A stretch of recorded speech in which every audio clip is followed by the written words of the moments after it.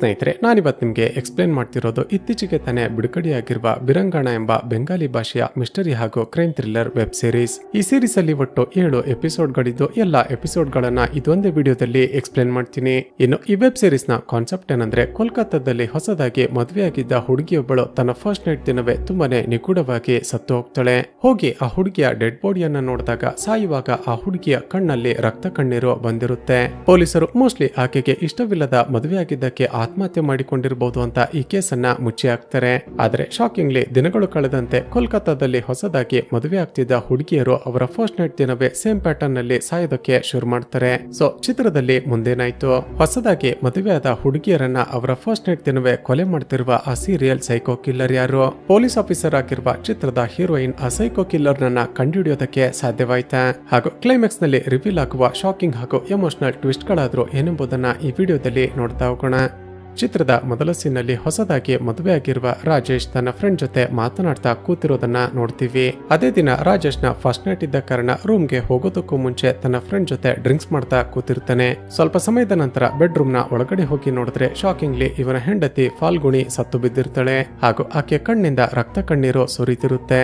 ಈ ವಿಷಯ ಗೊತ್ತಾಗ್ತಿದ್ದ ಹಾಗೆ ಪೊಲೀಸ್ ಇನ್ಸ್ಪೆಕ್ಟರ್ ಆಗಿರುವ ಬೋರಲ್ ಚಿತ್ರದ ಹೀರೋಯಿನ್ ಸಬ್ ಇನ್ಸ್ಪೆಕ್ಟರ್ ಚಿತ್ರಳನ್ನ ಕರೆದುಕೊಂಡು ಸ್ಪಾಟ್ಗೆ ಬರ್ತಾನೆ. ಈಗ ಸತ್ತಿರುವ ಫಾಲ್ಗುಣಿಯ ಮನೆಯವರನ್ನ ವಿಚಾರಿಸಿದಾಗ ಗೊತ್ತಾಗುತ್ತೆ ಫಾಲ್ಗುಣಿಗೆ ಇದು 2ನೇ ಮದುವೆ ಅಂತ. ಅಂದ್ರೆ ಫಾಲ್ಗುಣಿಗೆ ಈಗಾಗಲೇ ಮದುವೆಯಾಗಿ ಒಂದು ಗಂಡು ಮಗು ಕೂಡ ಇರುತ್ತೆ. ಆದ್ರೆ ಇಬ್ಬರ ಮಧ್ಯ ಸರಿ ಬರದ ಕಾರಣ ಫಾಲ್ಗುಣಿ ತನ್ನ ಮೊದಲ ಗಂಡನಿಗೆ ಡಿವೋರ್ಸ್ ಕೊಟ್ಟು ಈಗ 2ನೇ ಮದುವೆ ಆಗಿರ್ತಾಳೆ.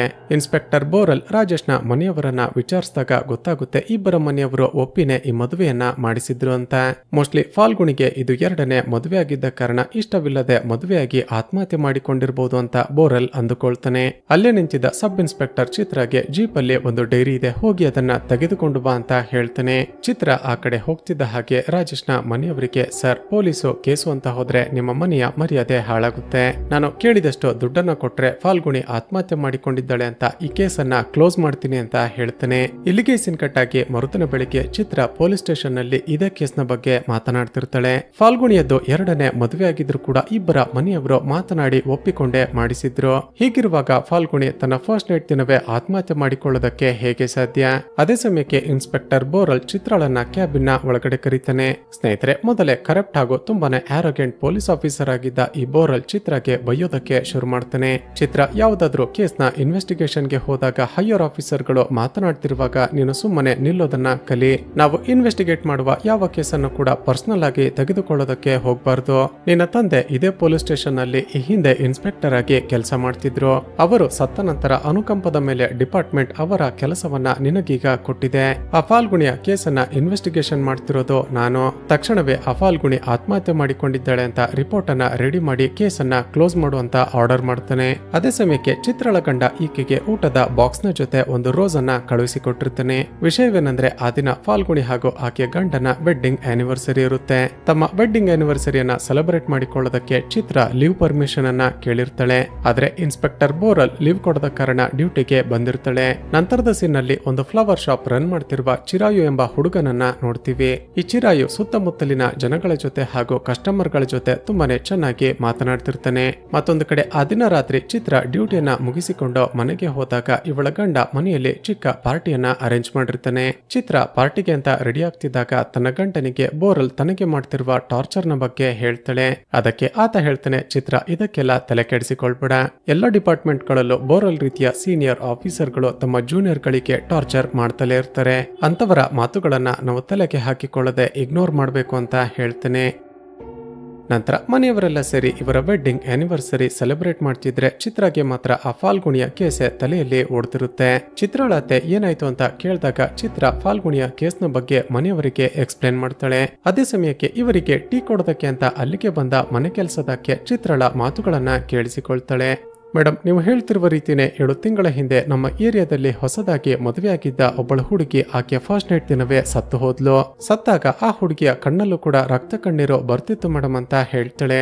ಆಕೆಯ ಮಾತುಗಳನ್ನ ಕೇಳಿದ ಚಿತ್ರಗೆ ತುಂಬಾನೇ ಶಾಕ್ ಆಗುತ್ತೆ. ಏನೋ 7 ತಿಂಗಳ ಹಿಂದೆ ಸೇಮ್ ಪ್ಯಾಟರ್ನ್ ನಲ್ಲಿ ಒಬ್ಬ ಹುಡುಗಿ ಸತ್ತಿದ್ಲ. ಆ ಹುಡುಗಿಯ ಮನೆಯಲ್ಲಿದೆ, ಆಕೆ ಮುಂಚೆ ಏನ್ ಮಾಡ್ತಿದ್ಲು ಅಂತ ಎಲ್ಲ ಡೀಟೇಲ್ಸ್ ಗಳನ್ನ ಕೇಳ್ತಾಳೆ ಹಾಗೂ ಇಲ್ಲಿಗೆ ಈ ಸೀನ್ ಕಟ್ ಆಗುತ್ತೆ. ಅದೇ ಸಮಯಕ್ಕೆ ಮತ್ತೊಂದು ಕಡೆ ಹೊಸದಾಗಿ ಮದುವೆಯಾಗಿದ್ದ ಮದುಮಗಳು ಫಸ್ಟ್ ನೈಟ್ಗೆ ಅಂತ ಬೆಡ್ರೂಮ್ ನಲ್ಲಿ ವೇಟ್ ಮಾಡ್ತಾ ಕೂತಿರ್ತಾಳೆ. ಸ್ವಲ್ಪ ಸಮಯದ ನಂತರ ಆಕೆಗೆ ಇದ್ದಕ್ಕಿದ್ದ ಹಾಗೆ ಎದೆ ಉರಿಯೋದಕ್ಕೆ ಶುರುವಾಗುತ್ತೆ. ನೋಡ್ತಿದ್ದ ಹಾಗೆ ಈ ಹುಡುಗಿಯ ಕಣ್ಣಲ್ಲೂ ಕೂಡ ರಕ್ತ ಕಣ್ಣೀರು ಬಂದು ಒದ್ದಾಡಿ ಸತ್ತು ಹೋಗ್ತಾಳೆ. ಇಲ್ಲಿಗೆ ಸೀನ್ ಕಟ್ಟಾಗಿ ಮರುದಿನ ಬೆಳಿಗ್ಗೆ ಚಿತ್ರ ತನ್ನ ಮನೆ ಕೆಲಸದಕ್ಕೆ ಹೇಳಿದ್ದ ಆ ಹುಡುಗಿಯ ಡೀಟೇಲ್ಸ್ ಗಳನ್ನ ಕಲೆಕ್ಟ್ ಮಾಡಿಕೊಳ್ಳೋದಕ್ಕೆ ಅಂತ ಮತ್ತೊಂದು ಪೊಲೀಸ್ ಸ್ಟೇಷನ್ ಗೆ ಹೋಗಿರ್ತಾಳೆ. ಆ ಹುಡುಗಿಯ ಕೇಸ್ ಫೈಲರ್ ನ ಕೇಳ್ತಾಳೆ.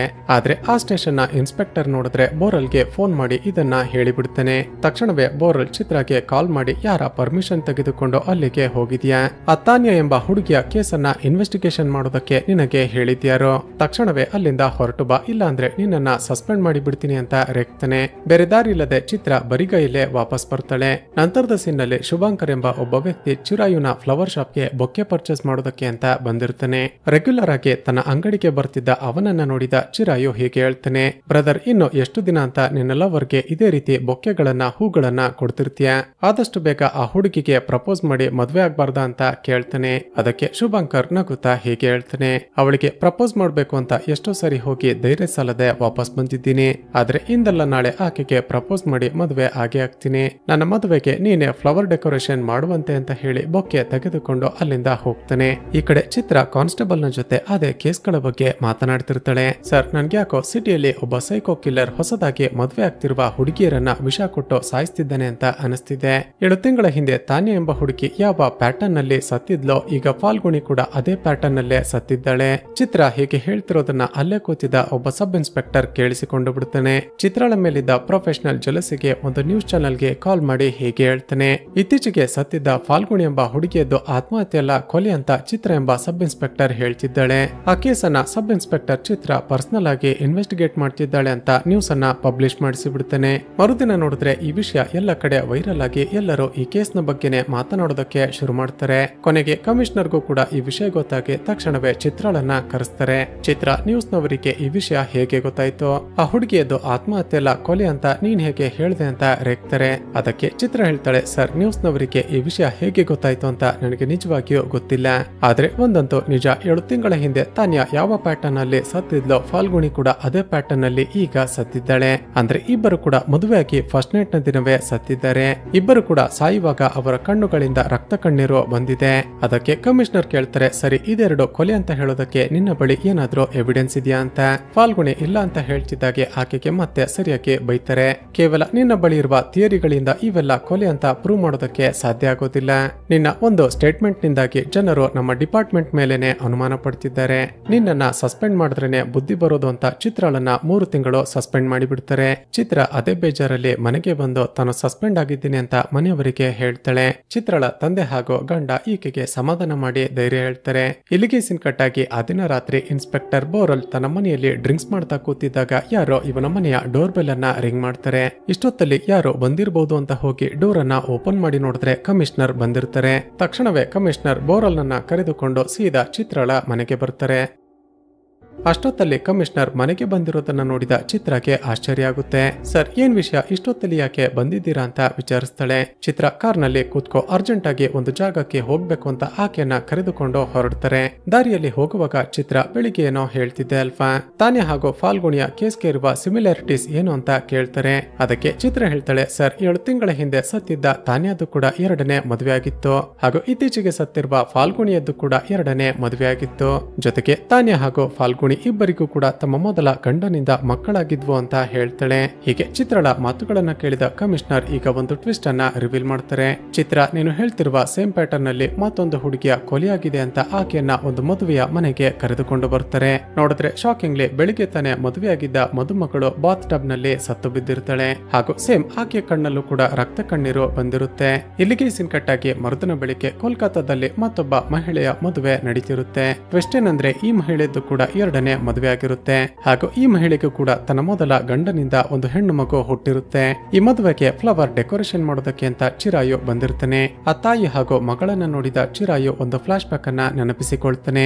ಸ್ನೇಹಿತರೆ, ಚಿಕ್ಕ ವಯಸ್ಸಲ್ಲಿ ಈ ಚಿರಾಯು ತನ್ನ ತಂದೆ, ತಾಯಿ ಹಾಗೂ ಅಣ್ಣನ ಜೊತೆ ವಾಸ ಮಾಡ್ತಿರ್ತಾನೆ. ಈ ಚಿರಾಯುನ ತಂದೆ ತಾಯಿ ಪ್ರತಿದಿನವೂ ಜಗಳ ಮಾಡ್ತಿರ್ತಾರೆ. ಹೇಗೆ ಒಂದು ದಿನ ಜಗಳ ತುಂಬಾನೇ ದೊಡ್ಡದಾಗಿ ಚಿರಾಯುನ ತಾಯಿ ಮನೆಯನ್ನ ಬಿಟ್ಟು ತನ್ನ ತವರು ಮನೆಗೆ ಹೊರಟು ಹೋಗಿರ್ತಾಳೆ. ಚಿರಾಯುನ ತಂದೆ ತುಂಬಾನೇ ರಿಕ್ವೆಸ್ಟ್ ಮಾಡಿರ್ತಾರೆ, ನಮಗಿಬ್ಬರು ಮಕ್ಕಳಿದ್ದರೆ ನೀನು ಹೀಗೆ ಮನೆಯನ್ನ ಬಿಟ್ಟು ಹೋದ್ರೆ ಅವರ ಭವಿಷ್ಯ ಏನಾಗುತ್ತೆ ಅಂತ ಅಳುತ್ತಾ ಬೇಡಿಕೊಂಡಿರ್ತಾರೆ. ಆದ್ರೆ ಚಿರಾಯುನ ತಾಯಿ ಮಾತ್ರ ತನ್ನ ಗಂಡನ ಮಾತನ್ನ ಕೇಳದೆ ಮನೆ ಬಿಟ್ಟು ಹೊರಟೋಗಿರ್ತಾಳೆ. ಹೀಗೆ ಚಿಕ್ಕ ವಯಸ್ಸಿನಿಂದ ಚಿರಾಯು ತನ್ನ ತಾಯಿಯ ಪ್ರೀತಿ ಸಿಗದೇನೆ ಬೆಳೆದಿರ್ತಾನೆ. ಮತ್ತೊಂದು ಕಡೆ ಚಿತ್ರಾಳನ್ನ ಮತ್ತೆ ಕಮಿಷನರ್ ಆಫೀಸ್ಗೆ ಕರೆಸ್ತಾರೆ. ಅಷ್ಟರಲ್ಲೇ ಧೀರಜ್, ಗೌತಮ್ ಹಾಗೂ ಅರುಲ್ ಎಂಬ ಪೊಲೀಸ್ ಆಫೀಸರ್ಗಳು ಕೂತಿರ್ತಾರೆ. ಚಿತ್ರ ಒಳಗಡೆ ಬಂದ ನಂತರ ಕಮಿಷನರ್ ಮೀಟಿಂಗ್ ಅನ್ನ ಸ್ಟಾರ್ಟ್ ಮಾಡ್ತಾರೆ.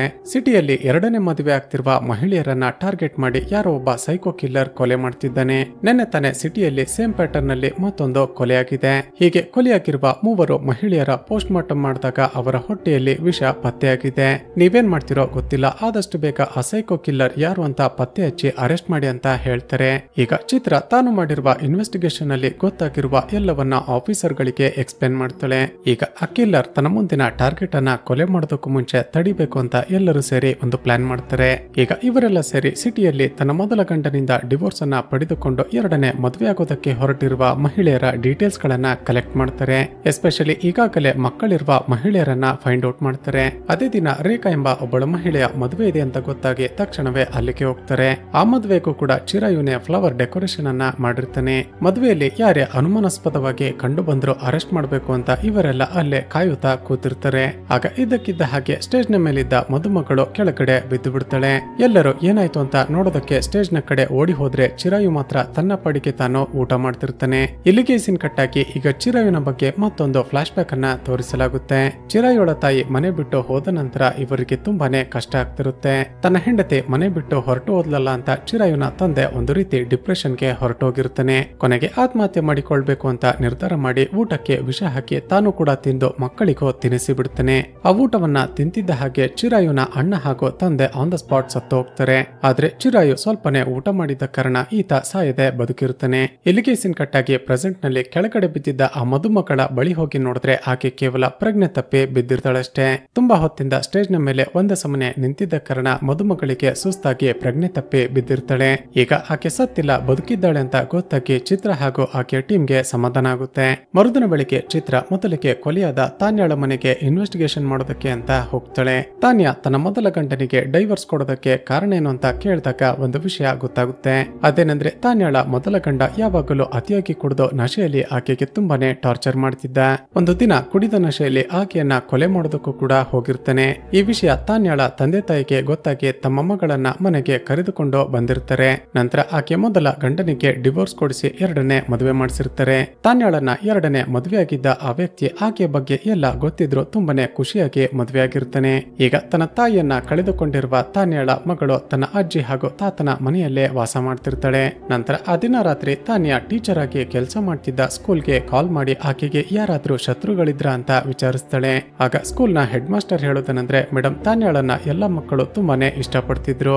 ಜೊತೆಗೆ ಸ್ಕೂಲ್ ನ ಎಲ್ಲ ಸ್ಟಾಫ್ ಗಳ ಜೊತೆ ಕೂಡ ತಾನ್ಯಾ ತುಂಬಾನೇ ಚೆನ್ನಾಗಿ ಮಾತನಾಡ್ತಿದ್ರು. ಆದ್ರೆ ತಾನ್ಯಾಳ ಜೊತೆ ಒಬ್ಬ ಹುಡುಗ ತುಂಬಾನೇ ಕ್ಲೋಸ್ ಆಗಿದ್ದ.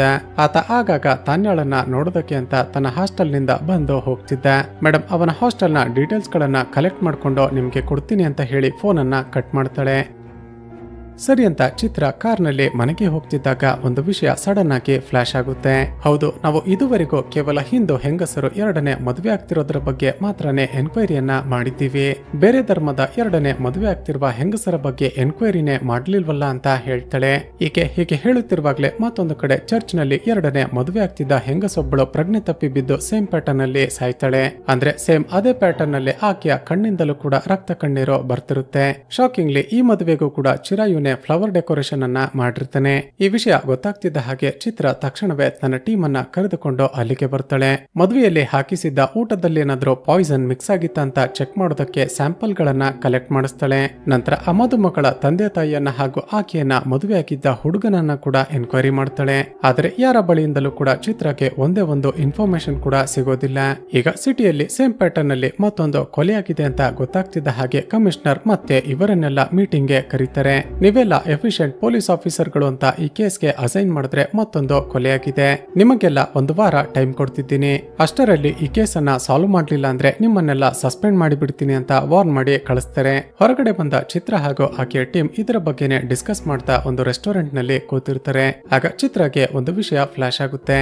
ಸಿಟಿಯಲ್ಲಿ ಕೊಲೆಯಾಗ್ತಿರುವ ಹೆಂಗಸರು ಎರಡನೇ ಮದುವೆ ಆಗ್ತಿರೋ ಕಾರಣ ಅವರ ಮನೆಗೆ ಹೆಚ್ಚಿನ ಜನಗಳು ಬಂದಿರೋದಿಲ್ಲ.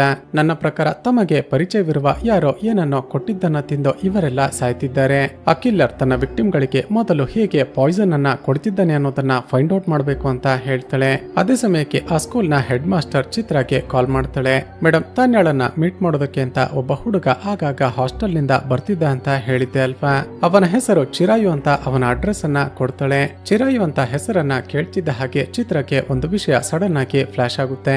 ಇದುವರೆಗೂ ಕೊಲೆಯಾಗಿರುವ ಆ ಮಹಿಳೆಯರ ಮದುವೆಗೆ ಯಾರೋ ಡೆಕೋರೇಷನ್ ಮಾಡಿದ್ದಾರೆ ಅಂತ ಚೆಕ್ ಮಾಡ್ತಾಳೆ. ಆಗ ಎಲ್ಲ ಮದುವೆಗೂ ಕೂಡ ಗೋಲ್ಡನ್ ಪೆಟಲ್ಸ್ ಎಂಬ ಅಂಗಡಿಯವರು ಡೆಕೋರೇಷನ್ ಮಾಡಿದ್ದಾರೆ ಅಂತ ಗೊತ್ತಾಗುತ್ತೆ. ಸ್ನೇಹಿತರೆ, ಆ ಗೋಲ್ಡನ್ ಪೆಟಲ್ಸ್ ಫ್ಲವರ್ ಶೋ ನ ಓನರೇ ಚಿರಾಯು. ತಕ್ಷಣವೇ ಆ ಚಿರಾಯು ಸ್ಟೇ ಆಗಿದ್ದ ಅಡ್ರೆಸ್ ಅನ್ನ ಪತ್ತೆ ಮಾಡಿ ಅವನ ಮನೆಗೆ ಹೋಗ್ತಾರೆ. ಆದ್ರೆ ಆ ಸಮಯದಲ್ಲಿ ಚಿರಾಯು ಮನೆಯಲ್ಲಿ ಇರೋದಿಲ್ಲ. ಸ್ವಲ್ಪ ಸಮಯದ ನಂತರ ನೋಡಿದ್ರೆ ಚಿರಾಯು ತಾನಾಗೆ ಪೊಲೀಸ್ ಸ್ಟೇಷನ್ಗೆ ಬಂದಿರ್ತಾನೆ. ತಕ್ಷಣವೇ ಅವನ ಇನ್ವೆಸ್ಟಿಗೇಷನ್ ಸ್ಟಾರ್ಟ್ ಮಾಡಿ ಇದುವರೆಗೂ ನೀನು ಡೆಕೋರೇಷನ್ ಮಾಡಿರುವ 4 ಮದುವೆಯಲ್ಲೂ ಕೂಡ ಮದುವೆ ಆಗಿರುವ ಹೆಂಗಸರು ಸತ್ತು ಹೋಗಿದ್ದಾರೆ. ನಿಜ ಹೇಳು, ನೀನೇ ತಾನೆ ಕೊಲೆಗಾರ, ಅವರನ್ನೆಲ್ಲ ಯಾಕೆ ಕೊಲೆ ಮಾಡ್ತಿದ್ಯಾ ಅಂತ ಕೇಳ್ತಾಳೆ. ಆದ್ರೆ ಈ ಚಿರಾಯು ಮಾತ್ರ ತುಂಬಾನೇ ಇನ್ನೋಸೆಂಟ್ ಆಗಿ, ಮೇಡಮ್ ನಾನ್ ಯಾಕೆ ಕೊಲೆ ಮಾಡ್ತೀನಿ, ಇದೊಂದು ಕೋಇನ್ಸಿಡೆನ್ಸ್ ಅಷ್ಟೇ. ನಾನೊಂದು ಸಣ್ಣ ಫ್ಲವರ್ ಶಾಪ್ ಅನ್ನ ರನ್ ಮಾಡ್ತಿದ್ದೀನಿ, ಇದನ್ನು ಬಿಟ್ರೆ ನನ್ಗೇನು ಕೂಡ ಗೊತ್ತಿಲ್ಲ ಮೇಡಮ್ ಅಂತ ಹೇಳ್ತಾನೆ. ಅದೇ ಸಮಯಕ್ಕೆ ಆಫೀಸರ್ ಗೌತಮ್ ಚಿತ್ರಾಳನ್ನ ಹೊರಗಡೆ ಕರೆದು ಒಂದು ಟ್ವಿಸ್ಟ್ ಅನ್ನ ರಿವೀಲ್ ಮಾಡ್ತಾನೆ. ಚಿತ್ರ ಈಗ ತಾನೆ ಕೊಲೆಯಾಗಿದ್ದ ಆ ತಾನ್ಯಾಳ ಮಗಳಿಂದ ಒಂದು ಇನ್ಫಾರ್ಮೇಶನ್ ಸಿಕ್ಕಿದೆ. ತಾನ್ಯಾಳ ಮದುವೆ ದಿನ ಆಕೆ ಮಗಳಿಗೆ ಒಬ್ಬಳು ವಯಸ್ಸಾದ ಮಹಿಳೆ ಬಂದು ಒಂದು ಚಾಕ್ಲೇಟ್ ಅನ್ನ ಕೊಟ್ಟಿದ್ಲಂತೆ. ಹಾಗೂ ಆ ಚಾಕ್ಲೇಟ್ ಅನ್ನ ನಿನ್ನ ತಾಯಿಗೆ ತಿನ್ನಿಸುವಂತ ಆ ಮಹಿಳೆ ಹೇಳಿದ್ಲಂತೆ. ತಕ್ಷಣ ನನಗೆ ಅನುಮಾನ ಬಂದು ಇದುವರೆಗೂ ಮದುವೆ ಆಗಿರುವ ಬೇರೆ ಬೇರೆ ಮಹಿಳೆಯರ ಮಕ್ಕಳಿಗೂ ಕೂಡ ಕಾಲ್ ಮಾಡಿ ವಿಚಾರಿಸಿದೆ. ಶಾಕಿಂಗ್ಲಿ ಅವರಿಗೂ ಕೂಡ ಮದುವೆ ದಿನ ಒಬ್ಬಳು ವಯಸ್ಸಾದ ಮಹಿಳೆ ಬಂದು ಚಾಕ್ಲೇಟ್ ಅನ್ನ ಕೊಟ್ಟು ಇದನ್ನ ನಿನ್ನ ತಾಯಿಗೆ ತಿನ್ನಿಸು ಅಂತ ಹೇಳಿದ್ಲಂತೆ. ಚಿತ್ರ, ಇದರರ್ಥ ನಾವು ಹುಡುಕ್ತಿರುವ ಆ ಸೀರಿಯಲ್ ಸೈಕೋ ಕಿಲ್ಲರ್ ಒಬ್ಬಳು ವಯಸ್ಸಾದ ಮಹಿಳೆ ಅಂತ ಹೇಳ್ತಾನೆ. ಈಗ ಚಿತ್ರ ಚಿರಾಯುನ ವಿರುದ್ಧ ಯಾವುದೇ ಎವಿಡೆನ್ಸ್ ಗಳು ಇಲ್ಲದ ಕಾರಣ ಅವನನ್ನ ರಿಲೀಸ್ ಮಾಡಿ ಮನೆಗೆ ಕಳುಹಿಸಿಕೊಡ್ತಾಳೆ. ನಂತರ ಆ ಮಕ್ಕಳ ಬಳಿಗೆ ಹೋಗಿ ಚಾಕ್ಲೇಟ್ ಕೊಟ್ಟಿದ್ದ ಆ ವಯಸ್ಸಾದ ಮಹಿಳೆ ನೋಡೋದಕ್ಕೆ ಹೇಗಿದ್ಲು ಅಂತ ಡ್ರಾಯಿಂಗ್ ಅನ್ನ ರೆಡಿ ಮಾಡಿಸ್ತಾರೆ. ಮತ್ತೊಂದು ಕಡೆ ಶಾಕಿಂಗ್ಲಿ ಪೊಲೀಸ್ ಸ್ಟೇಷನ್ ನಿಂದ ಮನೆಗೆ ಹೋದ ನಂತರ ಚಿರಾಯು ಆ ವಯಸ್ಸಾದ ಮಹಿಳೆಯ ರೀತಿ ಡ್ರೆಸ್ ಮಾಡಿಕೊಳ್ತಾನೆ. ಸ್ನೇಹಿತರೆ, ಇದರರ್ಥ ಚಿರಾಯುನೇ ವಯಸ್ಸಾದ ಮಹಿಳೆಯ ರೀತಿ ಗೆಟಪ್ ಅನ್ನ ಚೇಂಜ್ ಮಾಡಿಕೊಂಡು ಎರಡನೇ ಮದುವೆ ಆಗ್ತಿದ್ದ ಮಹಿಳೆಯರನ್ನ ಕೊಲೆ ಮಾಡ್ತಿರ್ತಾನೆ. ಈ ಕಡೆ ಚಿತ್ರಗೆ ಮಾತ್ರ ಪೊಲೀಸರೆಲ್ಲ ಆ ಚಿರಾಯು ನಿರಪರಾಧಿ ಅಂತ ಹೇಳ್ತಿದ್ರು ಕೂಡ ಅವನ ಮೇಲೆ ಡೌಟ್ ಇದ್ದೇ ಇರುತ್ತೆ. ಅವನನ್ನ ಟ್ರ್ಯಾಪ್ ಮಾಡೋದಕ್ಕೆ ಒಂದು ಐಡಿಯಾ ಮಾಡಿ ಚಿತ್ರದ ಶುರುವಿನಲ್ಲಿ ನಾವು ನೋಡಿದ್ದ ಶುಭಾಂಕರ್ಗೆ ಕಾಲ್ ಮಾಡ್ತಾಳೆ. ಶುಭಾಂಕರ್, ನಿನಗೊಂದು ನಂಬರ್ ಅನ್ನ ಸೆಂಡ್ ಮಾಡ್ತಿದ್ದೀನಿ ಅಂತ ಕಳಿಸ್ತಾಳೆ. ಆ ನಂಬರ್ ಅನ್ನ ನೋಡ್ತಿದ್ದ ಹಾಗೇನೆ ಶುಭಾಂಕರ್ ಆ ನಂಬರ್ ಅನ್ನ ಫೈಂಡ್ ಔಟ್ ಮಾಡ್ತಾನೆ. ಚಿತ್ರ, ನೀನು ಕಳುಹಿಸಿರುವ ಈ ನಂಬರ್ ನನಗೆ ಗೊತ್ತಿದೆ. ಈ ನಂಬರ್ ಚಿರಾಯು ಎಂಬ ಒಬ್ಬ ಫ್ಲವರ್ ಶಾಪ್ ನ ಹುಡುಗನದ್ದು. ನಾನು ನಿನ್ನ ಅಕ್ಕನಿಗೆ ಹೂವಿನ ಬೊಕ್ಕೆಯನ್ನ ಕೊಡೋದಕ್ಕೆ ಅಂತ ಯಾವಾಗ್ಲೂ ಇವನ ಅಂಗಡಿಯಲ್ಲೇ ಪರ್ಚೇಸ್ ಮಾಡೋದು ಅಂತ ಹೇಳ್ತಾನೆ. ಸ್ನೇಹಿತರೆ, ಇವರಿಬ್ಬರ ಮಾತುಗಳಿಂದ ನಮಗೊಂದು ವಿಷಯ ಗೊತ್ತಾಗುತ್ತೆ. ಅದೇನಂದ್ರೆ ಚಿತ್ರಗೆ ಒಬ್ಬಳು ಅಕ್ಕ ಇರ್ತಾಳೆ. ಆಕೆ ಕೂಡ ತನ್ನ ಮೊದಲ ಗಂಡನಿಗೆ ಡಿವೋರ್ಸ್ ಕೊಟ್ಟು ತನ್ನ ಮಗಳನ್ನ ಕರೆದುಕೊಂಡು ಬಂದು ತನ್ನ ತಂದೆ ತಾಯಿಯ ಮನೆಯಲ್ಲಿ ಅಂದ್ರೆ ಚಿತ್ರಳ ಜೊತೆಯಲ್ಲೇ ವಾಸ ಮಾಡ್ತಿರ್ತಾಳೆ. ಈ ಕಡೆ ಪೊಲೀಸ್ ಡಿಪಾರ್ಟ್ಮೆಂಟ್ ನಲ್ಲೇ ಕೆಲಸ ಮಾಡ್ತಿದ್ದ ಶುಭಾಂಕರ್ ಚಿತ್ರಳ ಅಕ್ಕನನ್ನೇ ಪ್ರೀತಿ ಮಾಡ್ತಿರ್ತಾನೆ. ಈಗ ಚಿತ್ರ ಶುಭಾಂಕರ್ಗೆ ಹೇಗೆ ಹೇಳ್ತಾಳೆ, ಶುಭಾಂಕರ್, ನೀನು ತಕ್ಷಣ ಚಿರಾಯುಗೆ ಕಾಲ್ ಮಾಡಿ ಮುಂದಿನ ವಾರವೇ ನನ್ನ ಮದುವೆ ಇದೆ, ಹುಡುಗಿಯದ್ದು ಎರಡನೇ ಮದುವೆ, ಸೊ ಸಿಂಪಲ್ ಆಗಿ ಡೆಕೋರೇಷನ್ ಮಾಡಬೇಕು ಅಂತ ಹೇಳು. ಶುಭಾಂಕರ್ ಸರಿ ಅಂತ ಚಿರಾಯುಗೆ ಕಾಲ್ ಮಾಡಿ ಆಕೆ ಏನ್ ಹೇಳಿದ್ಲೋ ಅದನ್ನೇ ಹೇಳ್ತಾನೆ. ಶುಭಾಂಕರ್ ತನ್ನ ಮದುವೆ ಆಗ್ತಿರುವ ಹುಡುಗಿಯದ್ದು ಎರಡನೇ ಮದುವೆ ಅಂತ ಹೇಳ್ತಿದ್ದ ಹಾಗೆ ಚಿರಾಯುಗೆ ತುಂಬಾನೇ ಕೋಪ ಬರುತ್ತೆ. ಆಕೆ ಹೆಸರನ್ನ ಕೇಳಿ ತಕ್ಷಣವೇ ಫೇಸ್ಬುಕ್ ಗೆ ಹೋಗಿ ಆಕೆ ಪ್ರೊಫೈಲ್ ಅನ್ನ ಚೆಕ್ ಮಾಡ್ತಾನೆ. ಆಗ ಗೊತ್ತಾಗುತ್ತೆ ಚಿತ್ರಳ ಅಕ್ಕನನ್ನೇ ಈ ಶುಭಾಂಕರ್ ಮದುವೆ ಆಗ್ತಿರೋದು ಅಂತ. ಇಲ್ಲಿಗೆ ಕಟ್ಟಾಗಿ ಮರುದಿನ ಬೆಳಿಗ್ಗೆ ಎಲ್ಲಾ ಪೊಲೀಸರು ಮಫ್ತಿಯಲ್ಲಿ ಚಿತ್ರಳ ಅಕ್ಕನ ಮಗ ಓದುತ್ತಿದ್ದ ಸ್ಕೂಲ್ನ ಬಳಿ ಹೋಗಿರ್ತಾರೆ. ಯಾಕಂದ್ರೆ ಆ ವಯಸ್ಸಾದ ಮಹಿಳೆ ಆ ಹುಡುಗನಿಗೆ ಚಾಕ್ಲೇಟ್ ಅನ್ನ ಕೊಡೋದಕ್ಕೆ ಅಂತ ಬಂದಾಗ ಅರೆಸ್ಟ್ ಮಾಡಬೇಕು ಅಂತ. ಹೀಗೆ ಎಲ್ಲಾ ಪೊಲೀಸರು ಸ್ಕೂಲ್ನ ಬಳಿಗೆ ಹೋಗಿದ್ರೆ ಈ ಕಡೆ ಶಾಕಿಂಗ್ಲಿ ಚಿರಾಯು ಚಿತ್ರಳ ಅಕ್ಕನನ್ನ ಕಿಡ್ನಾಪ್ ಮಾಡಿಬಿಡ್ತಾನೆ. ತನ್ನ ಅಕ್ಕ ಕಿಡ್ನಾಪ್ ಆಗಿದ್ದಾಳೆ ಅಂತ ಗೊತ್ತಾಗ್ತಿದ್ದ ಹಾಗೆ ಚಿತ್ರಕ್ಕೆ ಒಂದೇ ಸಾರಿ ಶಾಕ್ ಆಗಿ ಬಿಡುತ್ತೆ. ತಕ್ಷಣವೇ ಪೊಲೀಸ್ ಸ್ಟೇಷನ್ಗೆ ಓಡಿ ಬರ್ತಾಳೆ. ಆಗ ಚಿರಾಯುನ ಫ್ಯಾಮಿಲಿ ಫೋಟೋವನ್ನ ಒಬ್ಬ ಕಾನ್ಸ್ಟೇಬಲ್ ತಂದು ಕೊಡ್ತಾನೆ. ಆ ಫೋಟೋದಲ್ಲಿದ್ದ ಚಿರಾಯು ಚಿರಾಯುನ ತಾಯಿಯ ಫೋಟೋವನ್ನ ನೋಡ್ತಿದ್ದ ಹಾಗೆ ಚಿತ್ರಗೆ ಈ ಮಹಿಳೆಯನ್ನ ಎಲ್ಲೋ ನೋಡಿದ್ದೀನಲ್ಲ ಅಂತ ಫ್ಲಾಶ್ ಆಗುತ್ತೆ. ಎಲ್ಲಿ ಅಂತ ನೆನಪಿಸಿಕೊಂಡಾಗ ಆ ದಿನ ಪೊಲೀಸರು ಚಿರಾಯುನ ಮನೆಗೆ ಇನ್ವೆಸ್ಟಿಗೇಷನ್ಗೆ ಅಂತ ಹೋಗಿದ್ರಲ್ವಾ, ಆಗ ಫೋಟೋದಲ್ಲಿರುವ ಆ ಮಹಿಳೆಯನ್ನ ಚಿತ್ರ ಅದೇ ಏರಿಯಾದಲ್ಲಿ ನೋಡಿರ್ತಾಳೆ. ಈ ಕಡೆ ಆ ಸೈಕೋ ಕಿಲ್ಲರ್ ಚಿರಾಯು ಚಿತ್ರಳ ಅಕ್ಕನನ್ನ ಕಿಡ್ನಾಪ್ ಮಾಡಿಕೊಂಡು ಚಿಕ್ಕ ವಯಸ್ಸಲ್ಲಿ ತಾನಿದ್ದ ಆ ಹಳೆಯ ಮನೆಗೆ ಬಂದಿರ್ತಾನೆ. ವಿಚಿತ್ರವಾಗಿ ಮಾತನಾಡ್ತಾ ಕೋಪದಲ್ಲಿ, ಈಗಾಗಲೇ ನಿನಗೆ ಮದುವೆಯಾಗಿ ಒಬ್ಬ ಮಗ ಕೂಡ ಇದ್ದಾನೆ, ಆದರೂ ಕೂಡ ನೀನು ಎರಡನೇ ಮದುವೆ ಆಗ್ಬೇಕು ಅಂತ ಹೋಗ್ತಿದ್ಯಾ, ನಿನಗೆ ಒಂಚೂರು ಕೂಡ ನಾಚಿಕೆ ಆಗೋದಿಲ್ವಾ? ನೀನು ಎರಡನೇ ಮದುವೆ ಆದ್ರೆ ನಿನ್ನ ಮಗನನ್ನ ನೋಡಿಕೊಳ್ಳೋದ್ಯಾರು, ಅವನಿಗೆ ತಾಯಿಯ ಪ್ರೀತಿಯನ್ನ ಕೊಡೋದ್ಯಾರು ಅಂತ ಹೊಡೆಯೋದಕ್ಕೆ ಶುರು ಮಾಡ್ತಾನೆ. ಅದೇ ಸಮಯಕ್ಕೆ ಈತ ಖಂಡಿತ ಇಲ್ಲಿಗೇನೆ ಬಂದಿರ್ತಾನೆ ಅಂತ ಗೆಸ್ ಮಾಡಿದ ಚಿತ್ರ ಈ ಚಿರಾಯುವಿನ ತಾಯಿಯನ್ನ ಕೂಡ ಕರೆದುಕೊಂಡು ಬಂದಿರ್ತಾಳೆ. ಇಷ್ಟು ವರ್ಷಗಳ ನಂತರ ಚಿರಾಯು ತನ್ನ ತಾಯಿಯನ್ನ ನೋಡ್ತಿದ್ದ ಹಾಗೆ ತುಂಬಾನೇ ಹೆದರಿಕೊಳ್ಳೋದಕ್ಕೆ ಶುರು ಮಾಡ್ತಾನೆ. ಚಿರಾಯುನ ತಾಯಿ ನಿಜವಾಗಿಯೂ ನಡೆದದ್ದೇನೋ ಅಂತ ಎಕ್ಸ್ಪ್ಲೇನ್ ಮಾಡೋದಕ್ಕೆ ಶುರು ಮಾಡ್ತಾಳೆ. ಸ್ನೇಹಿತರೆ, ಈ ಚಿರಾಯುನ ತಂದೆ ತಾಯಿ ಯಾವಾಗಲೂ ಕಿತ್ತಾಡಿಕೊಳ್ತಿದ್ರು ಅಂತ ಚಿತ್ರದ ಶುರುವಿನಲ್ಲಿ ನಾವು ನೋಡಿದ್ವಲ್ವಾ. ಅದಕ್ಕೆ ಕಾರಣ ಏನು ಅಂದ್ರೆ, ಚಿರಾಯುನ ತಂದೆ ಯಾವಾಗಲೂ ಕುಡಿದು ಈಕೆ ಜೊತೆ ಜಗಳ ಮಾಡ್ತಿರ್ತಾನೆ. ಬರುತ್ತಾ ಆತ ಕೆಲಸಕ್ಕೆ ಹೋಗೋದನ್ನು ಕೂಡ ಸ್ಟಾಪ್ ಮಾಡಿ ಮನೆಯಲ್ಲಿದ್ದ ಒಡವೆಗಳನ್ನೆಲ್ಲ ಮಾರಿ ಕುಡಿಯೋದಕ್ಕೆ ಶುರು ಮಾಡಿರ್ತಾನೆ. ಈ ಎಲ್ಲ ಟಾರ್ಚರ್ ನಿಂದ ಬೇಸತ್ತಿದ್ದ ಚಿರಾಯುನ ತಾಯಿ ಒಂದು ದಿನ ತನ್ನ ತವರು ಮನೆಗೆ ಹೊರಟು ಹೋಗಿರ್ತಾಳೆ. ಹಾಗೂ ಮರುದಿನವೇ ಪೊಲೀಸ್ ಪ್ರೊಟೆಕ್ಷನ್ ನಲ್ಲಿ ತನ್ನ ಇಬ್ಬರು ಗಂಡು ಮಕ್ಕಳನ್ನ ಕರೆದುಕೊಂಡು ಹೋಗ್ಬೇಕು ಅಂತ ಡಿಸೈಡ್ ಮಾಡಿರ್ತಾಳೆ. ಆದ್ರೆ ಮರುದಿನವೇ ಈಕೆಗೆ ಗೊತ್ತಾಗಿರುತ್ತೆ ತನ್ನ ಗಂಡ ಇಬ್ಬರು ಮಕ್ಕಳಿಗೆ ವಿಷ ಹಾಕಿ ತಾನು ಕೂಡ ವಿಷ ತಿಂದು ಸತ್ತು ಹೋದ ಅಂತ. ಆದ್ರೆ ತನ್ನ ಚಿಕ್ಕ ಮಗ ಚಿರಾಯು ಆಸ್ಪತ್ರೆಯಲ್ಲಿ ಅಡ್ಮಿಟ್ ಆಗಿದ್ದಾನೆ ಅಂತ ನೋಡೋದಕ್ಕೆ ಹೋಗಿರ್ತಾಳೆ. ಆದ್ರೆ ಚಿರಾಯು ಮಾತ್ರ ತನ್ನ ತಂದೆ ಒಳ್ಳೆಯವನು, ತನ್ನ ತಾಯಿನೇ ಕೆಟ್ಟವಳು, ಆಕೆನೆ ತನ್ನ ಅಣ್ಣ ಹಾಗೂ ತಂದೆಯ ಸಾವಿಗೆ ಕಾರಣ ಅಂತ ಆಕೆಯನ್ನ ದ್ವೇಷ ಮಾಡೋದಕ್ಕೆ ಶುರು ಮಾಡಿರ್ತಾನೆ. ಬೇರೆ ದಾರಿ ಇಲ್ಲದೆ ಈಕೆ ತನ್ನ ಮಗನನ್ನ ಬೇರೆಯವರ ಮುಖಾಂತರ ಒಂದು ಅನಾಥಾಶ್ರಮಕ್ಕೆ ಸೇರಿಸಿರ್ತಾಳೆ. ಸ್ನೇಹಿತರೆ, ಚಿರಾಯು ಇದ್ದ ಅದೇ ಅನಾಥಾಶ್ರಮಕ್ಕೆ ಆಗಾಗ ತಾನ್ಯ ಪಾಠ ಮಾಡೋದಕ್ಕೆ ಅಂತ ಬರ್ತಿರ್ತಾಳೆ. ಹಾಗೂ ದಿನಗಳು ಕಳೆದಂತೆ ಚಿರಾಯು ತನ್ನ ತಾಯಿಯನ್ನ ತುಂಬಾನೇ ದ್ವೇಷ ಮಾಡೋದಕ್ಕೆ ಶುರು ಮಾಡಿರ್ತಾನೆ. ಆಕೆಯನ್ನ ನೋಡೋದ್ರಲ್ಲಿ ಕೇವಲ ಆಕೆ ಹೆಸರನ್ನ ಕೇಳ್ತಿದ್ದ ಹಾಗೆ ತುಂಬಾನೇ ಕೋಪ ಮಾಡಿಕೊಳ್ತಿರ್ತಾನೆ. ತನ್ನ ಮಗನ ಪರಿಸ್ಥಿತಿನ ಅರ್ಥ ಮಾಡಿಕೊಂಡ ಚಿರಾಯುನ ತಾಯಿ ಅವನಿಂದ ದೂರ ಆಗ್ತಾಳೆ.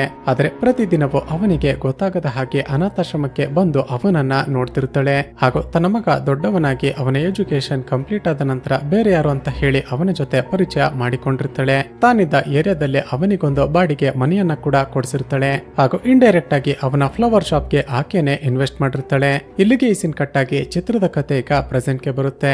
ತನ್ನ ತಾಯಿ ಅಷ್ಟೆಲ್ಲ ಹೇಳಿದ್ರು ಕೂಡ ಚಿರಾಯು ಚಿತ್ರಳ ಅಕ್ಕನನ್ನ ಕೊಲೆ ಮಾಡೋದಕ್ಕೆ ಹೋಗ್ತಾನೆ. ಅಷ್ಟರಲ್ಲೇ ಅಲ್ಲಿಗೆ ಬಂದ ಚಿತ್ರ ಅವನ ಜೊತೆ ಫೈಟ್ ಮಾಡೋದಕ್ಕೆ ಶುರು ಮಾಡ್ತಾಳೆ. ಕೊನೆಗೆ ಅವನಿಗೆ ಗನ್ ಪಾಯಿಂಟ್ ಮಾಡಿ ಸರಿಯಾಗಿ ಹೊಡಿತಾಳೆ. ಚಿರಾಯು, ನಿನ್ನ ತಂದೆ ಹಾಗೂ ಅಣ್ಣನ ಸಾವಿಗೆ ನಿನ್ನ ತಾಯಿ ಕಾರಣ ಅಲ್ಲ, ನಿನ್ನ ತಂದೆನೆ ಕುಡಿದ ನಶೆಯಲ್ಲಿ ನಿನ್ನ ತಾಯಿಗೆ ಟಾರ್ಚರ್ ಮಾಡ್ತಿದ್ದ. ಅಷ್ಟೆಲ್ಲ ಆದ್ರೂ ಕೂಡ ನಿನ್ನ ತಾಯಿ ಪ್ರೀತಿಯಿಂದ ಇಷ್ಟು ದಿನ ನಿನ್ನನ್ನ ಇಂಡೈರೆಕ್ಟ್ ಆಗಿ ಬೆಳೆಸಿದ್ದಾಳೆ. ಆದ್ರೆ ನೀನು ನೋಡಿದ್ರೆ ಚಿಕ್ಕ ವಯಸ್ಸಿನಲ್ಲಿ ನಿನ್ನ ಲೈಫ್ ನಲ್ಲಿ ಆದ ಟ್ರೋಮಾವನ್ನೇ ನೆನೆಸಿಕೊಂಡು ಎರಡನೇ ಮದುವೆ ಆಗುವ ಹೆಂಗಸರನ್ನ ಕೊಲೆ ಮಾಡ್ತಿದ್ಯಾ. ಇನ್ ಮುಂದೆ ನಿನ್ನಿಂದ ಯಾರು ಕೂಡ ಕೊಲೆಯಾಗಬಾರ್ದು ಅಂತ ಅವನನ್ನ ಅರೆಸ್ಟ್ ಮಾಡಿ ಕೋರ್ಟ್ಗೆ ಸಬ್ಮಿಟ್ ಮಾಡ್ತಾಳೆ. ಈ ಕಡೆ ಚಿರಾಯುನ ತಾಯಿ ಇದ್ದ ಒಬ್ಬ ಮಗ ಕೂಡ ತನ್ನಿಂದ ದೂರ ಆದ ಅಂತ ತುಂಬಾನೇ ದುಃಖದಿಂದ ಅಳೋದಕ್ಕೆ ಶುರು ಮಾಡ್ತಾಳೆ. ಚಿತ್ರದ ಎಂಡ್ಸಿನಲ್ಲಿ ಚಿತ್ರ ಹಾಗೂ ಆಕೆ ಟೀಮ್ ನವರಿಗೆ ಡಿಪಾರ್ಟ್ಮೆಂಟ್ ನಲ್ಲಿ ಒಳ್ಳೆ ರೆಕಗ್ನಿಷನ್ ಸಿಗುತ್ತೆ. ಹಾಗೂ ಇಲ್ಲಿಗೆ ಈ ವೆಬ್ ಸೀರೀಸ್ ಮುಕ್ತಾಯವಾಗುತ್ತೆ. ಸ್ನೇಹಿತರೆ, ಈ ವೆಬ್ ಸೀರೀಸ್ ನ ಕತೆ ಇಷ್ಟವಾಗಿದ್ರೆ ಈ ವಿಡಿಯೋಗೆ ಒಂದು ಲೈಕ್ ಮಾಡಿ ಶೇರ್ ಮಾಡೋದನ್ನ ಮರೆಯಬೇಡಿ. ಇದೇ ರೀತಿಯ ವಿಡಿಯೋಸ್ಗಾಗಿ ಈ ಚಾನಲ್ ಅನ್ನ ಸಬ್ಸ್ಕ್ರೈಬ್ ಮಾಡಿಕೊಂಡು ಪಕ್ಕದಲ್ಲೇ ಇರುವ ಬೆಲ್ ಐಕಾನ್ ಅನ್ನ ಕ್ಲಿಕ್ ಮಾಡಿ.